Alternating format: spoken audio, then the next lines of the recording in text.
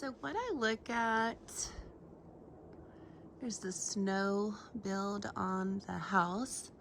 We know it's got decent insulation because the snow isn't melting off the roof, but I do see a little bit of ice dams right here. And so what can happen is when there's this warmer bits, all that under stuff can melt, then the stuff will stay on, snow will stay on the top, and then the water will try to find its way out.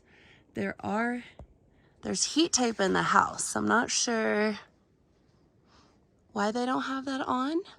It does cost a lot to run, so maybe that's part of it, but I would just check that out. Sometimes what High Country Conservation is doing is trying to get away from using heat tape. So what they're gonna suggest is, and I just had this in my house, that's why I know, they would open this up, make little circles, and then they would blow more insulation in there.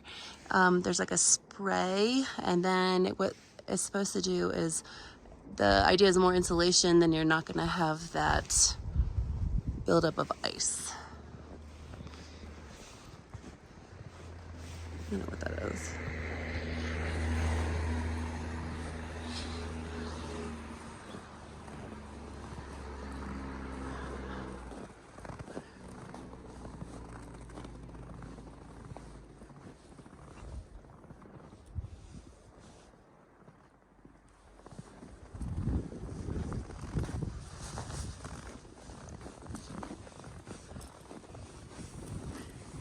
This is unincorporated Summit County. So right now there's a short-term rental moratorium, and I think they're voting on that in February. But you can just tell they do a lot of detail, attention to detail. So there's actually covers for their spigots, which is really smart. Although they're 2010, so they probably like weatherproof spigots, so that's probably a little overkill, but you can just tell the owners have a lot of attention to detail, that they are not wasting,